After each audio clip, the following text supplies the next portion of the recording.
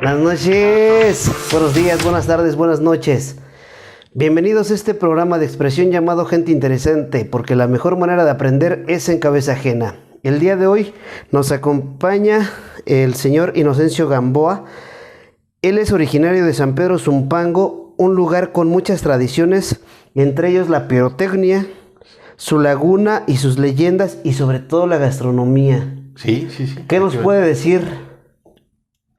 Bueno, como todo pueblo, y precisamente comentaba con algunos amigos, cada pueblo, cada rinconcito de nuestro México tiene muchas historias que contarnos, desde sus gentes, desde sus paisajes naturales, desde las vivencias diarias, nos cuenta historias, ¿no? Y así el pueblo de San Pedro de la Laguna, efectivamente,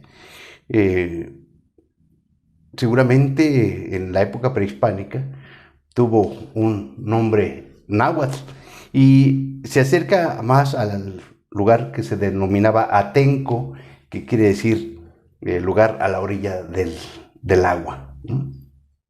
Y de ello existen varios vestigios arqueológicos, trozos de cerámica, malacates, obsidianas, que nos dan testimonio de que en ese lugar hubo asentamiento prehispánico. Y como bien dices, destaca actualmente todavía por su pirotecnia, sus artesanos de la pirotecnia que han llevado el nombre de San Pedro de Zumpango de México a otras latitudes, a otros lugares, haciendo espectáculos maravillosos a través de la luz de la pólvora. Y en cuanto a su gastronomía, pues no se diga. Siendo un pueblo que está a la orilla de la laguna, recuerdo que desde pequeño ahí, y hasta la fecha, se sigue preparando comidas exquisitas como es el tlatonili. El tlatonili, sí, es un mole verde que se hace con tomate, chile y como condimento el chocoyol, el choconostle. Y este molito verde se hacía con charales, con carpa, con rana, con ajolote, ¿verdad? Entonces era el famoso tlatonili, que aún a la fecha se sigue preparando. Hay gente que todavía lo prepara. Y no digamos los tlapiques, que son tamales en hoja de maíz, en los cuales se hacían tlapiques de carpa, igual de rana, de ajolote, de chompo o atepocate. Entonces, exquisitos, ¿no? Con todos sus condimentos, entre ellos especialmente el choconostle, el epazote. Bueno, a mí no me tocó esa parte. Digo, a lo mejor ustedes que están un poquito más cerca de la laguna, pues sí era más común. Pero sí me acuerdo cuando era niño que iba al tianguis de los viernes allá en el centro de Zumpango y me encontraba los tamales de carpa, los tamales de charal, puestos donde vendían ancas de rana y algunas otras cosas. Y mi papá sí nos platicaba sobre que consumían ajolotes, entre otras cosas, ¿no? Y ya no tan cercano al agua, pues sí llegamos a consumir muchas cosas como eran gusanos de maguey, chinicuiles, entre otras muchas cosas. Sí. ¿Cómo fue su infancia? Uy, bonita, maravillosa, porque yo viví gran parte de mi infancia cerca de mis abuelos. Mi abuelo Gregorio Enciso era pirotécnico. Entonces, pues yo le ayudaba a veces con sus materiales, arrimarle los materiales. Yo sí le tuve un poquito de miedo a la pólvora porque vi todas las cosas que pueden provocarse por un incendio, por una explosión. Y no le seguí yo al oficio de mi abuelito, que era pirotécnico, don Gregorio Enciso. Pero también te digo que fue maravilloso porque estuve cerca de la laguna, cerca del Gran Canal, en ese puente de fierro maravilloso, que según me contaba mi bisabuela Margarita Lozano, lo vino a inaugurar don Porfirio Díaz precisamente el 17 de marzo del año de 1900, cuando se inauguraron las obras del Gran Canal del Desagüe del Valle de México. Y mi abuelita Margarita Lozano dice, tuvo el gusto de saludar a don Porfirio Díaz de mano, dice. ¡Guau! ¡Qué historia! Sí, lo decía de esa manera y a mí siempre me emocionó esa parte. Y pues la laguna, ¿no? Con su dique, con sus canoas, ir a remar a la laguna, a recolectar carpas, pescados, hasta víboras de agua, ¿no? Sí. Entonces fue una infancia maravillosa. Y aparte también de las historias que contaban mis abuelos y mi mamá sobre todo, ¿no? A la hora casi a punto de dormir. Contaba historias maravillosas del pueblo y pues me dejaban fascinado porque estaban llenas de misticismo, de fantasía, pero no sé, hacían que volara mi imaginación mucho, ¿no? Yo creo que desde ahí también fue que me empezó a gustar el tema de narrar cuentos. Justamente iba hacia allá. ¿Para dónde nace la inquietud de hacerse cuentacuentos? Pues precisamente te digo de esas narraciones maravillosas que mamá me contaba al anochecer, mis abuelos. De ahí yo creo que ahí está la vena que me inyectó ese entusiasmo por yo también contar historias. Y aún sigo contando esas historias y otras que he aprendido en el camino, en el que me he ido formando, porque compartir un cuento, narrar un cuento a otra persona, es darle un poco de corazón, de afecto. Tiene que ver mucho con las emociones. Y creo que cuando mamá me narraba cuentos, me cantaba canciones antiguas y todo eso, pues también me regalaba parte de su corazón.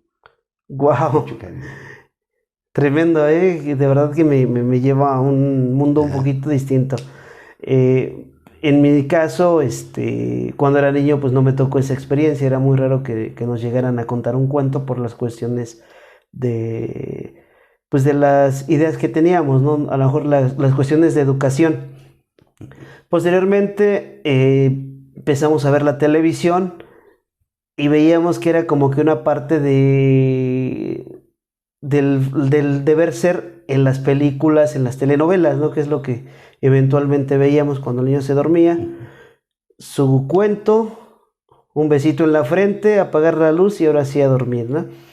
Pero ahorita la dinámica ha cambiado, ya tengo yo a mi hijo y todas las noches nos ponemos a contar o a inventar un cuento cada quien y de repente le hago trampa, ¿no? De repente tomo la letra de alguna canción y se la relato y le hago voces.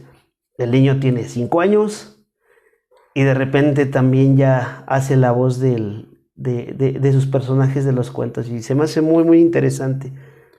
Sí, yo creo que, como tú bien dices, la primera infancia es la edad adecuada, precisa, en que debemos de acercar a nuestros niños todo tipo de actividades artísticas. No se diga la narración, la literatura, la música. Es la etapa en que más pueden aprender este tipo de cosas y tener acercamientos maravillosos con las artes, ¿no? Usted platica de haber tomado un curso o el programa de abuelos lectores y cuentacuentos. Sí, ¿Cómo se da esa inquietud de tomar ese programa, este curso? pues sí, un buen amigo, Mario Girado Gutiérrez, ya había participado en ese curso de abuelos lectores y cuentacuentos, un programa, un proyecto que impulsa aún a la fecha la Universidad Nacional Autónoma de México, junto con IBI México a leer. Entonces, pues sabía que a mí me apasionaba narrar cuentos. Iniciaba yo ya con proyectos piloto y me invitó, me inscribí a ese curso que fue totalmente gratuito, donde varios maestros ya de la narración, del teatro, de la música, pues nos fueron dando varios elementos para enriquecer cada una de nuestras narraciones, ¿no? Entre ellos puedo mencionar al maestro Benjamín Briceño, otro tripulante que se llama él, maestro Marconio Vázquez, entre otros de igual importancia. Bueno, creo que hay mucha gente a la que pueda interesarle y tengo algunas dudas, como por ejemplo, ¿cuál es la duración del curso? Si hay un límite de edad, Sí, bueno, actualmente ¿qué modalidad? sí la modalidad es presencial, Presencial. presencial y participan abuelos mayores de 50 años, ¿sí? Actualmente ya no se llama el programa Abuelos Lectores y Cuentacuentos, se llama 50 más. ¿no? 50 más, que también los van formando, les van dando herramientas, elementos para eh, desarrollar estrategias de narración. ¿Cuál fue su experiencia? ¿Cómo fue participar de dicho programa? Wow, sí, fue muy, muy buena experiencia porque tuve oportunidad de conocer a otras gentes que igual narran, igual actúan, igual cantan, igual hacen música. Y descubrí que precisamente narrar no existe una sola forma, sino que existen variadas y cada uno les va poniendo su propio estilo, su propia dinámica, ¿verdad? Hay muchas formas y cada quien lo hace de una manera diferente. Y todas son muy válidas, ¿no? Eh, y sobre todo también descubrí la oportunidad que tiene uno para acercarse a diferentes espacios donde es muy necesario compartir la palabra. Eso es parte de... ¿Qué herramientas obtuviste? Wow, pues el manejo, por ejemplo, de la voz, el manejo de hacer narración con objetos, con títeres, ¿no? Utilizando otros elementos como la música, los cantos, las nanas, las retahílas, en fin, varias estrategias que al final de cuentas nos ayudan a enriquecer una narración. ¿Qué son las nanas y las retahílas? Las retahílas son fórmulas de sorteo, por ejemplo, para iniciar un cuento, para iniciar una participación en un juego, por ejemplo, el zapatito blanco, zapatito azul, dime cuántos años tienes tú. O el pata sucia, ¿no? Pata sucia fue a la plaza a comprar un par de medias, como medias no había, pata sucia se reía, ja, je, ji, jo, ju, pata sucia eres tú. Entonces, esas son las retahílas que son, digo, fórmulas que para invitar a participar, para invitar a jugar. Y las nanas, pues son los cuentos de arrullo que nuestras madres, nuestras abuelas nos cuentan, nos siguen contando todavía, gracias a la cultura mexicana. Y en otras de Latinoamérica y del mundo seguramente siguen existiendo y nos siguen maravillando. Wow. ¿Alguna historia, experiencia o vivencia personal que haya vivido durante todo este camino de cuentacuentos? Pues sí, una maravillosa también que me gusta recordar mucho es cuando me dieron la oportunidad de narrar, ya una vez concluido el curso de abuelos lectores y cuentacuentos, tuve la oportunidad de narrar en la sala Miguel Covarrubias del Centro Cultural Universitario. O sea, fui uno de los seleccionados y me dio mucho gusto porque no solamente era Inocencio Gamboa narrando un cuento, sino que era un poquito mi pueblo, mis abuelos, mi madre. Le dediqué esa narración a ella, porque ellos fueron los que alimentaron por mí ese gusto, esa pasión. Entonces ahí me tocó leer, narrar La flor del cempasúchil, ¿no? En esa intervención. Y posteriormente fui nuevamente invitado a una clausura, pero ya fui en un plan más independiente y con dos niñas de aquí de Zumpango que también hacían narración conmigo porque estaban en un círculo de lectura que impulsaba desde la Casa de Cultura. Entonces ellas también desarrollaron el gusto y me acompañaron a hacer una narración colectiva. Sí. Bueno, rompiendo un poquito la continuidad que llevábamos o el hilo de lo que veníamos platicando, es importante mencionar que Inocencio también es promotor cultural, trabaja al servicio del gobierno del Estado de México y estuvo en algún tiempo en la Casa de Cultura. Claro que sí, sí, fíjate que desde el 1987 tuve la oportunidad de que me invitaran a trabajar en Casa de Cultura. Fue en la Casa de Cultura de Hueypoxtla, Fernando de Alba y Ixtlilxóchitl. Y de ahí, pues ya en el 2001 pasé a la Casa de Cultura de Apasco, ahora Centro Regional de Cultura. También tuve la oportunidad de estar aquí en Zumpango, trabajando con don Alejandro Ramírez, todo un ícono de la crónica y también del cual aprendí muchísimas cosas. Y sobre todo aprender a amar a Zumpango, ¿no? Ahora que publicaba algo sobre Zumpango, me decía una amiga, pero Zumpango ya no está tan bonito. Yo le contestaba, pues, respeto tu opinión, pero creo que Zumpango no solamente hay que verlo con los ojos, hay que verlo y sentirlo con el corazón, ¿no? Wow. Sí, Bueno, creo que es una máxima que aplica para el lugar de donde sea cualquier persona, ¿no? En exactamente. este caso, aplica para Zumpango y efectivamente he tenido la oportunidad de visitar muchos lugares y digo, como Zumpanguito, Sí. nadie. ¿Qué te iba a comentar? Bueno, ¿de qué se trata la actividad de ser promotor cultural? Bueno, precisamente llevar los servicios culturales, acercar los servicios culturales a la comunidad, ¿no?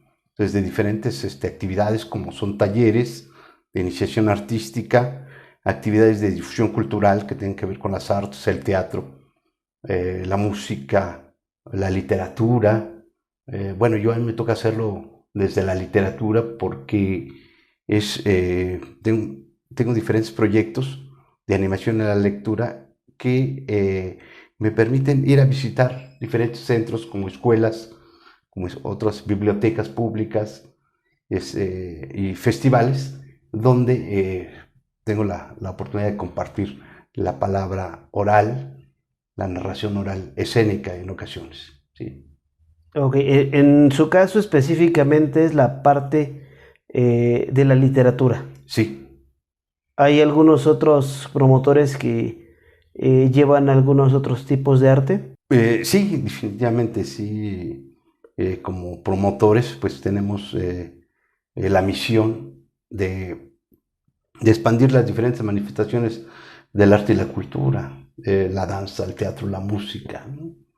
Eh, pues sí, de eso se trata, ser promotor cultural, acercar eh, los servicios culturales, pero también ser provocadores, ¿no? Detonadores para que nuestros niños empiecen a despertar el gusto y el aprecio por el arte y la cultura. Respecto al proceso creativo, ¿cómo se selecciona la historia que quieres contar? Pues sí, y bueno, es muy importante esa pregunta porque, bueno, lo primero que debe de ser agradable la historia que vas a contar. Primero para ti, para que la puedas compartir con los demás, con el igual gusto, como a ti te puede emocionar, como te puede gustar. Es más fácil de esa forma poderlo compartir con los demás, ¿no? Un poema, un cuento, una leyenda, una canción que tenga. Hay veces muchos cantos son narrados, son narraciones, hablan nos narran una historia en sí. Y de esa misma forma, yo creo que es un elemento muy importante a tomar en cuenta. Primero, que la historia te guste a ti, para que con ese mismo gusto lo puedas compartir con los demás. ¿Algún método particular para preparar la narración? Bueno, sí hay que, bueno, la narración puede ser leída en voz alta o Ujú. puede ser una narración oral, que hay que, cuando se trata de la narración oral, pues hay que darle su toque muy personal, su versión muy personal de cada uno, considerando varios elementos, como son las partes en que tiene que ser muy enfático, las inflexiones de voz, el volumen, ¿verdad? Eh, entre otros elementos. Y también acompañarle y reforzarse con temas de música, con cantos, ya te decía yo, las retahílas, las adivinanzas, todo lo que pueda abonar al cuento, a la narración, pues es interesante utilizar. Y respecto a la voz, ¿cómo se prepara? ¿Vocalizas? ¿Tienes una rutina? Pues más bueno, más que nada es una preparación que tiene que ver con los ejercicios de la dicción, ¿no? El manejo de la respiración, claro, la respiración diafragmática y te digo, el tema de la dicción que es importante, ¿no? Claro, Los ejercicios de dicción en diferentes volúmenes. que en este caso le encuentro mucha relación también con la parte del canto. Sí, seguramente Y sí. me imagino que habrá muchos ejercicios que son similares y que se repiten o que pueden utilizar en este caso. Sí, Me efectivamente. decías de las técnicas que utilizas para captar la atención de la gente. Además de estas que me mencionabas, de las retailas, ¿qué otras técnicas utilizas para captar la atención? ya te decía yo, el manejo de objetos y títeres, por ejemplo, Ujú. es muy importante a veces, ¿no? Hasta un pajarito de agua, de esos que les pones agua y les silbas para, te digo, también esos elementos son importantes. En ocasiones sacar un abuelo, que sea, darle voz o a otro personaje, que puede ser un animal, un tlacuache, un sapo, esos elementos son importantes para llamar la atención de los niños y los jóvenes sobre todo, ¿no? Aunque siempre hay que tenerle mucha fe a la voz, a a la parte así, al libro, por Al ejemplo, texto, ¿no? al texto o a la historia.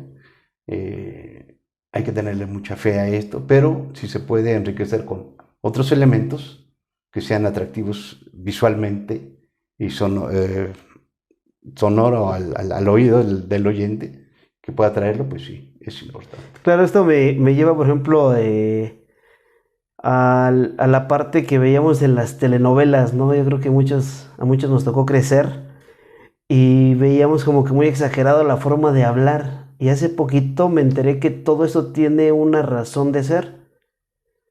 Y es que muchas veces la telenovela estaba diseñada no solamente para verse, sino que las mamás estaban ocupadas haciendo sus quehaceres, atendiendo sus negocios y entre otras cosas. Y la exageración en la voz es para que la persona, digámoslo así, se imaginara qué es lo que estaba sucediendo en la pantalla. Y me llamó mucho la atención esa explicación que dieron algunos actores y productores. Sí, yo creo que Ujú. sí tiene mucho de razón. Sobre todo los que fuimos, ya tenemos, no sé, más de 50 años y que fuimos criados y nos tocó escuchar la radio, las radionovelas, ¿verdad? De esas series este, que nos tocó vivir y escuchar en nuestra infancia. Pues sí, efectivamente, el tema de las voces, los efectos sonoros, eran los que nos metían y despertaban nuestra imaginación y nos hacían imaginar los lugares, las personas, todo, bueno, a través de lo que entraba por nuestros oídos, porque en ese tiempo pues no teníamos mucho acceso a a la televisión. Claro, fíjate qué gran ejemplo. No se me había ocurrido, pero de alguna manera podemos ir hilando esta parte. Ya cuando estás en el escenario, ¿qué reacción buscas provocar en la audiencia? Bueno, pues sobre todo busco, bueno, dependiendo de la historia, ¿no? Por ejemplo, me ha tocado narrar El gigante egoísta y quiero precisamente que mi intención es que el público que escucha se vuelva más empático, se vuelva más solidario, se vuelva adquiere ese valor del ser bondadoso, ¿no? Con los demás, de compartir. Es dependiendo de la historia, ¿no? Hay historias que nos hacen tomar conciencia sobre el cuidado de la naturaleza, el respeto de los animales, ¿no? O sea, es dependiendo de la historia como buscar la reacción de la persona, ¿no? Hay veces no entendemos por qué existen, por ejemplo, estrellas en el cielo, pero hay leyendas que nos narran por qué las estrellas están así dispersas en el cielo, o por qué la luna tiene como la forma de un conejo adentro, ¿no? O por qué la tortuga aparece en varias historias y varias leyendas a lo largo desde el sur de México hasta el norte. Hay leyendas que consideran la tortuga un animal, aparte de milenario, un animal que contribuyó mucho a que este mundo tuviera razón de ser, ¿no? Justo hace poco, un par de semanas, me, me acordé de la leyenda del conejo de la luna y lo comentaba con mi hijo. Ya después buscamos la historia un poquito más completa y bueno, venía reforzada con imágenes, muy bonita, y que me acuerdo también de la leyenda del Tlacuache y el fuego. Wow, tremendas historias, ¿eh? Y la verdad es que generó una emoción muy, muy fuerte en mi hijo.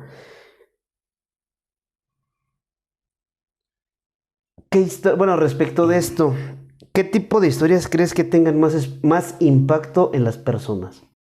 Yo creo que las historias, las leyendas son las que, bueno, en mi experiencia, han cautivado más al público, escuchan, ¿no? Son ese tipo de historias, de leyendas. El misticismo, ¿verdad? Causa a veces también asombro, ¿no? Y ahorita que hablabas del tlacuache, por ejemplo, me acordé de una parte de tlacuache, de un libro que se llama El tlacuache aguamielero, cómo el tlacuache adquiere esa virtud o ese don de hacerse el muertito y parecer muerto efectivamente, ¿no? Dicen que un día se encontró el tlacuache y el coyote cerca del río. Entonces el coyote tenía mucha hambre y encontró el tlacuache y le dijo, te voy a comer porque tengo mucha hambre. El tlacuache le dijo, está bien, hermano coyote, cómeme. Y gracias a esa bondad del tlacuache, el dios del inframundo, Mictlantecutli, le dio el poder al tlacuache de revivir, pero aparte, en ocasiones, hacerse el muertito para poder salvarse de sus depredadores, ¿no? Entonces, por eso a veces pensamos que Tlacuache está muerto, pero no, o sea, tiene ese don de morirse un poco, ¿no? ¿Cómo se puede adaptar las historias de acuerdo a la edad de los interlocutores o de los escuchas? Sí, creo que es bien importante eh, seleccionar, yo creo que más bien seleccionar los libros y las historias de acuerdo a la edad del público al que te vas a dirigir, ¿no? Y afortunadamente mucha gente ya se encarga de esa parte, de seleccionar las primeras lecturas para los que empiezan a leer, para los que ya saben leer más o menos, o ya los que tienen tienen ese hábito de leer historias más grandes, ¿no? Y tienes razón, el lenguaje que hay que emplear con cada uno de los públicos será diferente y será de acuerdo a la edad y también la intencionalidad, ¿no?, que quieres lograr en cada uno de tus públicos. Como cuentacuentos, ¿cuál es el mayor desafío?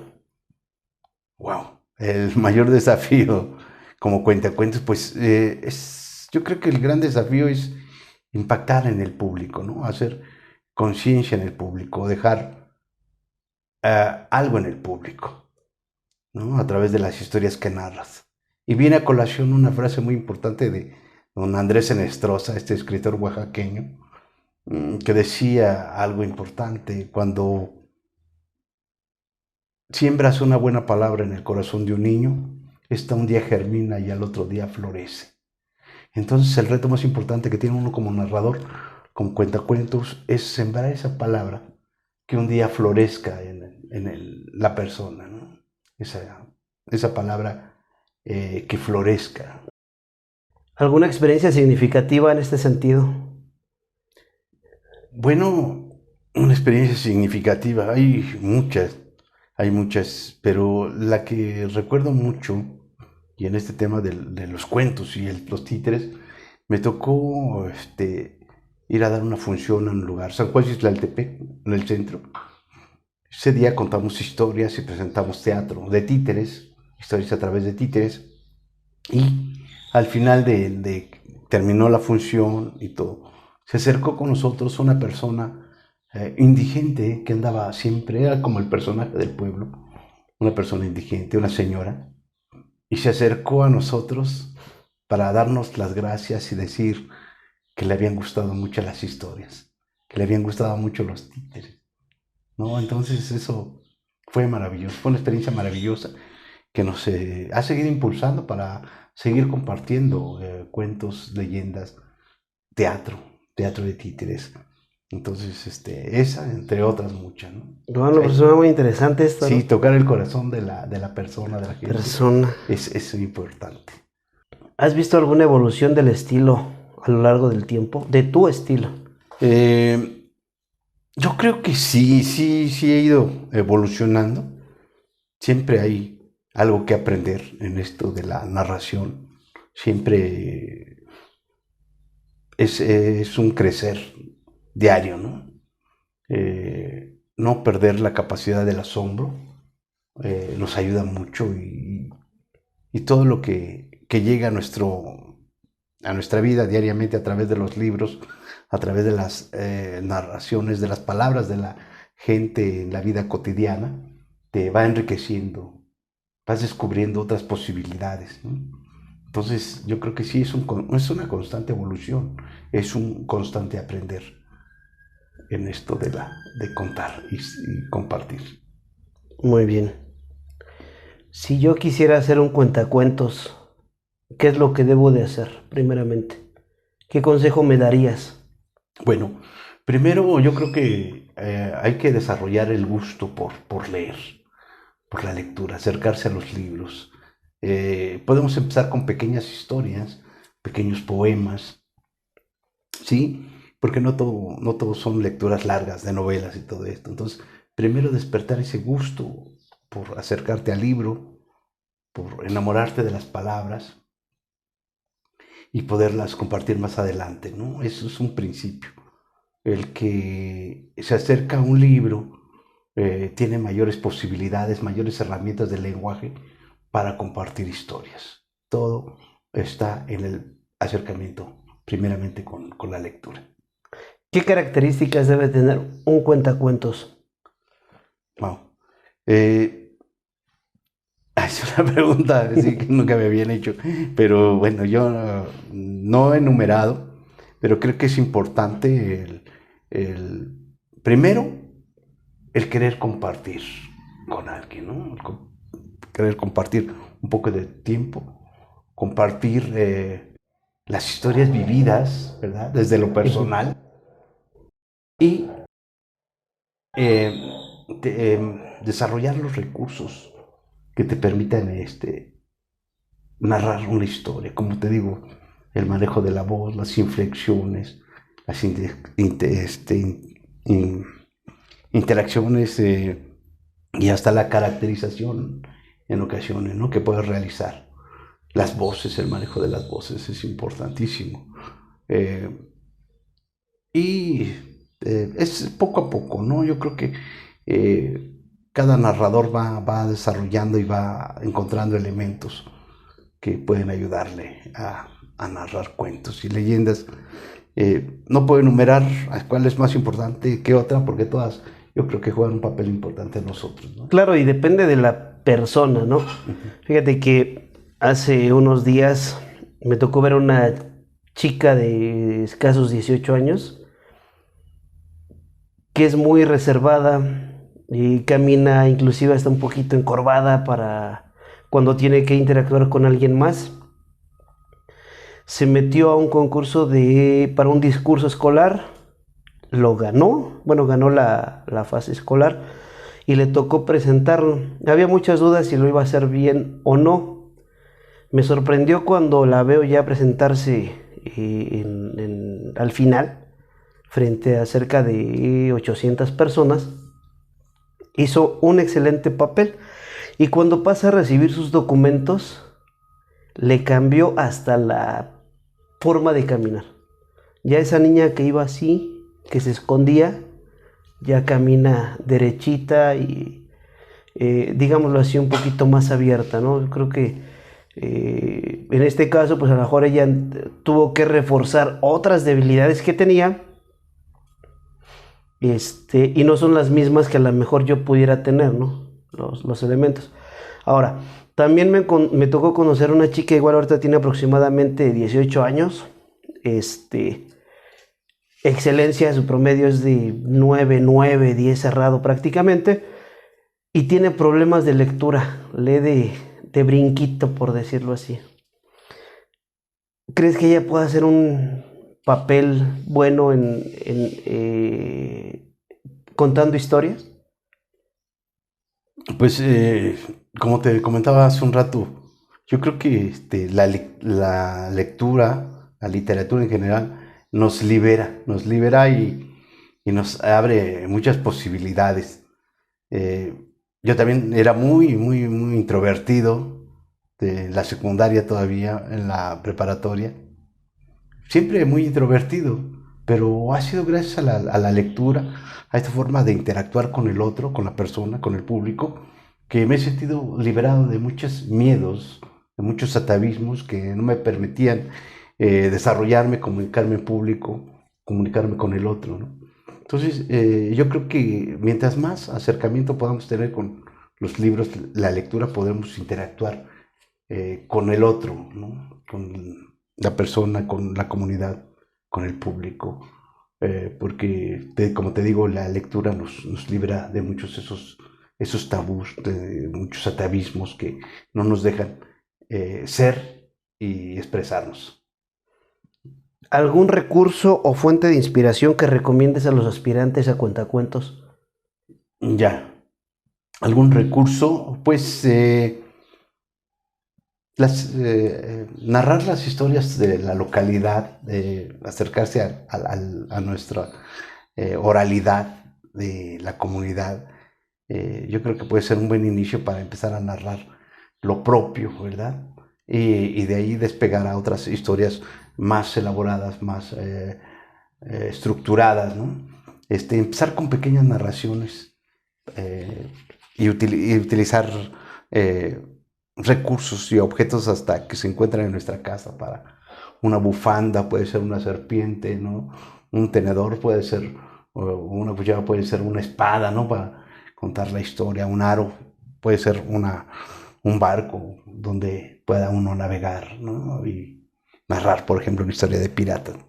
Entonces, pues ir aprovechando cada elemento, pero yo creo que una buena forma de empezar es narrar desde lo que nos contaron, desde lo que nos dijeron. Claro, porque yo creo que desde ahí viene bueno, empezamos a generar una identidad, ¿no? Sí, efectivamente. Creo que hace tiempo estoy buscando algo así para conocer las historias locales. He escuchado de historias muy particulares de la zona de la laguna en Zumpango y otras muy distintas cruzando la laguna, que es el área de San Juan Citlaltepec, quizás los pueblos con mayor tradiciones, que son, bueno, además de los pueblos originarios, ¿no? Pero creo que son de los más antiguos, San Pedro y San Juan Citlaltepec, y tienen que aportarnos mucha cultura, mucha historia. Cambiando de tema y reforzando toda esta parte, se me hace bien importante la labor que estás haciendo como cuentacuentos, porque México históricamente, pues, no tiene la cultura de la lectura. ¿Qué podemos hacer para reforzarla? Bueno, yo creo que es importante tomar iniciativas desde lo comunitario, porque hay veces desde lo oficial es un poco difícil, ¿no? Porque no está en los programas o porque no es remunerable, no sé. En fin, yo creo que empezar desde lo colectivo, de lo comunitario, haciendo pequeñas alianzas con gentes interesadas en el tema, se pueden lograr muchas cosas.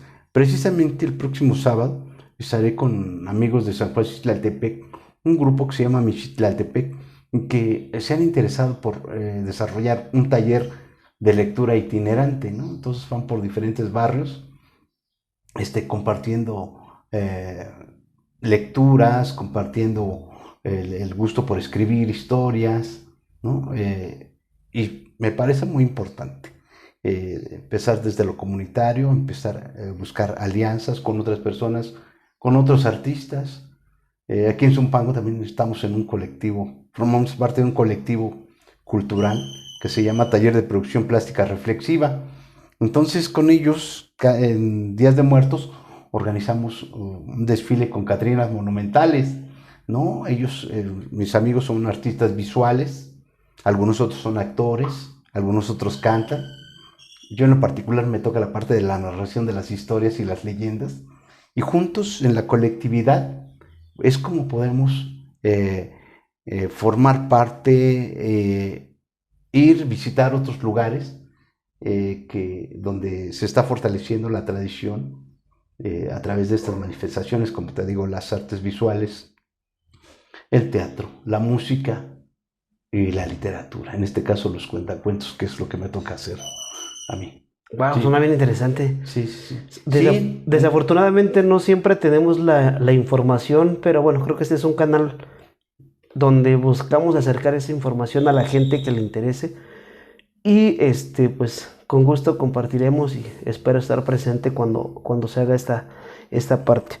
sí, Tocaste un punto medular al inicio de la charla y ahorita en la última parte tocaste otro punto similar. Hablas del compartir, sí. expresas que el compartir es bueno, que todas las personas que estén dispuestas a compartir es una de las principales características que debe de tener un cuentacuentos. Y hablas después de la no remuneración. ¿Se puede hacer forma de vida de esta parte artística que es el cuentacuentos? Sí, sí, yo creo que sí se puede hacer, hacer vida, ¿no? Afortunadamente hay muchos espacios que requieren esa parte, ¿no? Esa parte de cubrirse, es el tema que tiene que ver con el fomento a la lectura, a la animación a la lectura. Entonces, bueno, en mi experiencia, sí he tenido la oportunidad de hacerlo desde lo no remunerable hasta lo remunerable. Hay esa posibilidad, ¿no? Siempre. Y cuando, pues, digo, me ha tocado participar con escuelas privadas, Ujú. festivales que se organizan en otros municipios, eh, y donde pues sí te llegan a cubrir un pago por, por presentarte, ya sea a través de los cuentos o una combinación con cuentos y teatro de Teatro. títeres. Entonces, sí, se puede vivir y ser eh, a través del arte. Muy bien. Ya para terminar el programa está dedicado a los jóvenes adolescentes que están en la etapa de decidir a qué se quieren dedicar toda su vida o muchos que buscan, digámoslo, también algún hobby, a los papás de los chicos que aún no tienen decidido qué es lo que van a hacer, pero que de alguna manera quieren apoyarlos en esa toma de decisión desde una forma asertiva. ¿Qué consejo le darías a los chavos o a los papás para que puedan elegir su carrera? Sí, wow, sí. Mira, yo creo que, y siempre se les he dicho a los jóvenes, a los niños con los que tengo la oportunidad luego de compartir las historias, los cuentos, es que se acercan a la lectura, porque en la lectura, en los libros, está, más que la base del conocimiento, está las herramientas necesarias que les a ayudar en la vida, en su desarrollo profesional, a lo que se dediquen. Si va a ser un médico, si va a ser un abogado, si va a ser un actor, es necesario estar cercano a la lectura. Que a través de la lectura es como vamos adquiriendo los conocimientos y las herramientas necesarias, ¿no? Y que aprendan, se den la oportunidad de aprender cosas, aprender diferentes temas. Digo, yo por ejemplo soy de carrera ingeniero agrónomo, pero la vida y el destino me llevaron por este tema de la promotoría cultural, en la cual le encontré también verdaderas satisfacciones, ¿no? Entonces, aprender oficios van a ayudarnos más adelante a tomar decisiones, ¿no? Y sobre todo te digo, acercarse a la lectura, porque la lectura es la que nos va a abrir el panorama amplísimo que es la profesión final que nos vayamos a dedicar.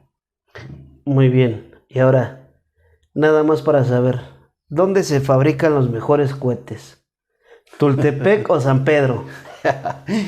yo creo que, yo creo que en los dos lugares, ¿no? Y no por nada tienen una hermandad pirotécnica de más de 100 años, que se encuentran conviviendo a través de la pirotecnia, San Pedro y Tultepec. Entonces, de un lado y otro hay un trabajo muy importante en cuanto al tema artesanal de la pirotecnia. En San Pedro de la Laguna, mucha de la juguetería pirotécnica que se vende en Tultepec se hace en San Pedro y se lleva allá, a entregar allá. Quiero entender que entonces no hacen las mismas cosas en muchos casos. No, no, no, no. Y en Zumpango, en San Pedro Zumpango, pues cada vez le apuestan un poquito más a lo espectacular, ¿no? Los piromusicales, los grandes castillos monumentales, ¿no? ¿Y quién empezó con la tradición pirotécnica? En donde aquí en... ¿San Pedro o Tultepec? Pues yo creo que uno se llama la capital de la pirotecnia y otro se autonombra la cuna de la pirotecnia. Pero según cuentan crónicas, este bonito oficio artesanal se dio durante la intervención francesa, ¿no? Aquí en Zumpango, y principalmente San Pedro de la Laguna. Hay una familia que se apellida Décaro, de Descartes, pronuncia en francés, Descartes, y fueron de las familias que empezaron a desarrollar la artesanía de la pirotecnia aquí en San Pedro de la Laguna. Wow, esa información creo que muy pocos la conocen. Y bueno, pues Inocencio, agradecerte mucho este espacio, agradecer el tiempo que dedicaste a esta plática, porque no es una entrevista. Creo que trato de darle la connotación de una plática así como que más amena, más entre amigos. Y pues compartir toda esta parte de los saberes que has acumulado a través del tiempo. Muchísimas gracias, Inocencio. Y no cuenta historias. Así lo buscan en sus redes sociales, ahí está su página, y cualquier contacto es a través de la página. Muchas gracias. Muchas gracias, gracias.